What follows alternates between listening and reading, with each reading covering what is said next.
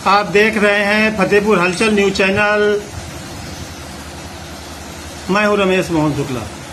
मुझे विश्वास है अब तक का आपका दिन शुभ रहा होगा।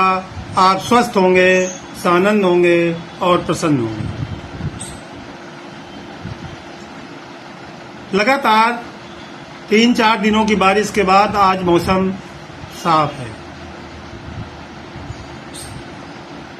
इन 3-4 दिनों में इस जनपद में बहुत सारी घटनाएं घटी, जिन्होंने जनता को भी उद्वेलित किया, परेशान भी किया और उनको कठिनाइयों का सामना भी करना पड़ा।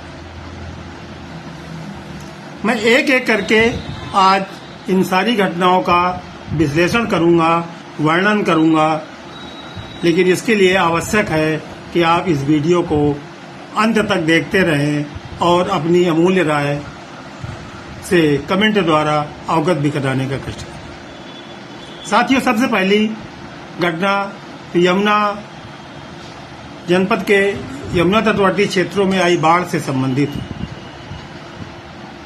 यमुना में आई भीषण बाढ़ से फतेहपुर जनपद के लगभग 50 गांव प्रभावित हुए, जिनमें सबसे ज्यादा चर्चा रही पलटू का पुरवा, पिपरावा खेड़ा, ललौली और अढ़ावल। पलटू का पुरवा सबसे पहले बाढ़ से प्रभावित हुआ और वहां के लोगों को गांव छोड़कर ऊंचे की जमीन में जाकर के रात्रि निवास करने के लिए विवश होना पड़ा। पहले दिन की हालत तो ये थी कि वहां लोगों को न खाने का कोई इंतजाम हुआ और न पशुओं के चारे का। कुछ स्थानीय लोगों ने, स्थानीय नवयुवकों ने अपने संसाधनों से आसपास के जुटा करके ग्रामीणों को रात्रि का भोजन मुहैया कराया और सोने की व्यवस्था की। रात को बिजली की व्यवस्था न होने के कारण लोगों को अंधेरे में ही सोना पड़ा। प्रशासन जगा, शासन के सख्त निर्देश हुए और प्रभारी मंत्री सहित जिलाधिकारी और पुलिस अधीक्षक द्वारा मौके का मुआयना भी किया गया, स्थलीय निरीक्षण भी किया गया और उसके बाद ग्रामीणों को, बाढ़ पीड़ित ग्रामीणों को रहने के लिए टेंट भी लगवाए गए और भोजन सामग्री भी की किट भी वितरित की।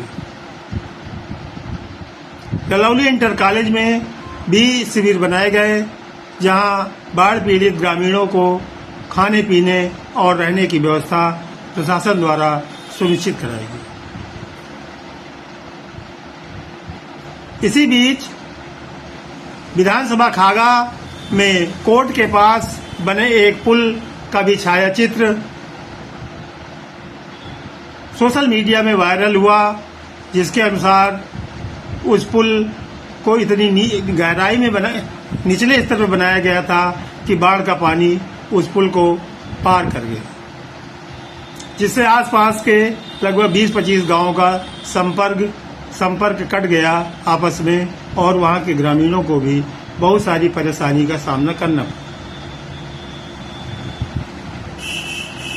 दूसरी जो सबसे महत्वपूर्ण घटना यहां पर घटी वो थी बहुजन मुक्ति मोर्चा के प्रदेश सचिव फूल सिंह लोधी द्वारा जो जनपद में एक जुलूस निकाला गया और उसमें आतंकवादी, ब्राह्मणवादी के नारे लगवाए गए,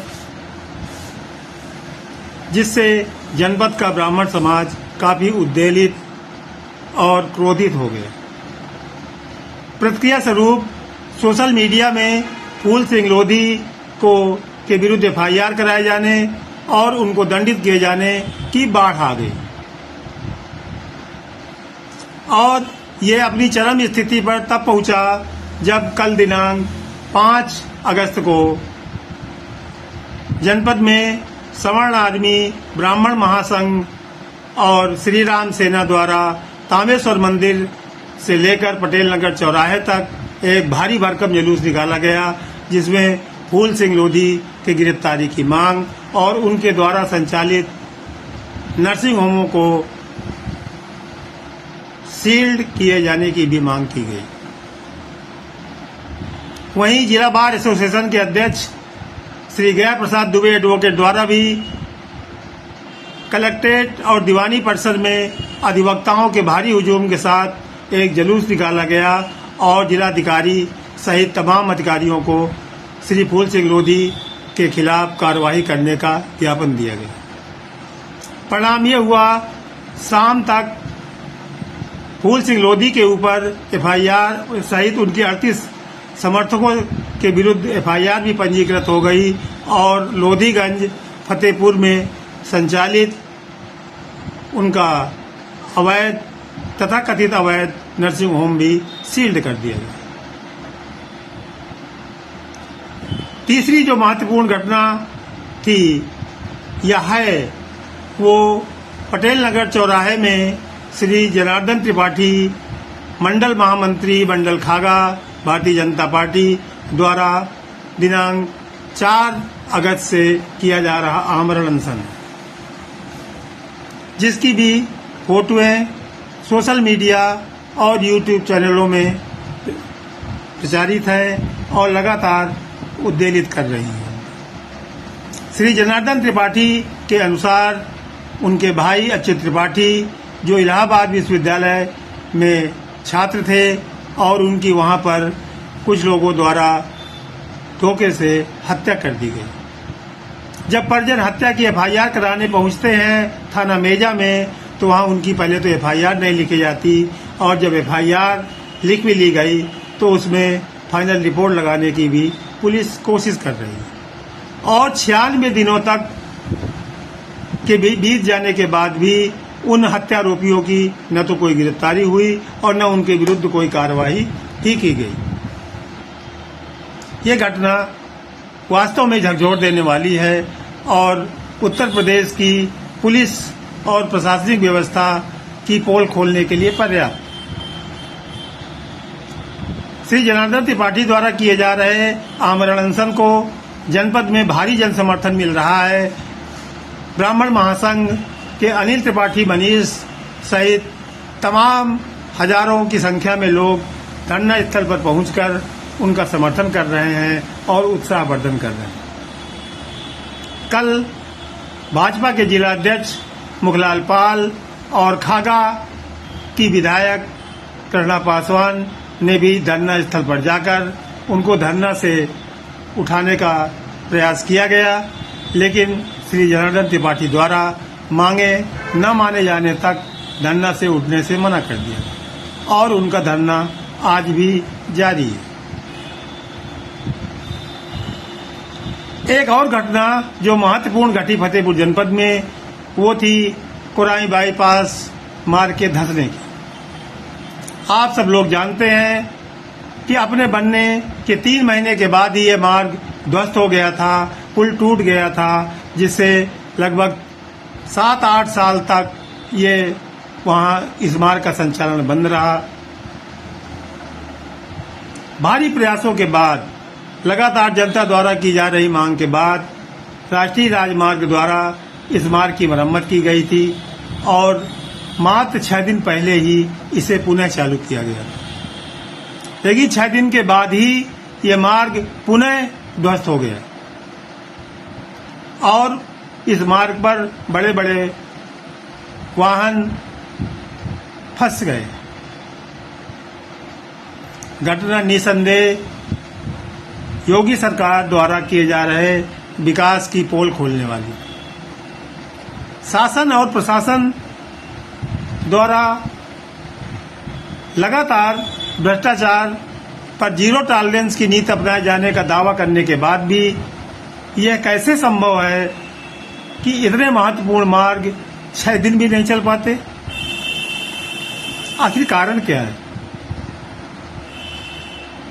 गहराई से विवेचन करने पर जब पता चला कि चूंकि जो भी मार्ग बनते हैं एक निश्चित मानक के आधार पर एक निश्चित क्षमता का भार ढोने की हिसाब से इनका एस्टीमेट बनाया जाता है और उसी के हिसाब से रोडों का निर्माण किया जाता है। लेकिन जब क्षमता से अधिक भार के वाहन मार्गों पर चलते हैं तो उन मार्गों का टूट जाना और ध्वस्त हो जाना निश्चित रूप से प्राकृतिक है। और इस कोराई बाईपास मार्ग के धंसने का भी कारण ओवरलोडेड ट्रकों का इस पे चलना है। ओवरलोडेड वाहनों का चलना इस जनपद की समस्या लगातार बनी हुई है। इस पर तमाम वीडियो बनाए गए, तमाम शिकायतें की गई, मुख्यमंत्री पोर्टल पर डाले गए, लेकिन परिणाम वही ढाक के तीन पात। ना वो वाहनों का ओवरलोडेड होना बंद हुआ और न उनका संचालन। आखिर ये कमी किसकी कही जाएगी? प्रशासन की केवल? नहीं, क्योंकि प्रशासन तो शासन के इशारे पर काम करता है। यदि शासन चाह ले तो कोई भी गलत काम एक भी दिन नहीं हो सकता। निश्चित रूप से ये शासन की मिलीभगत का मामला है और उसके लिए सरकार पूर्णतया जिम्मेदार है।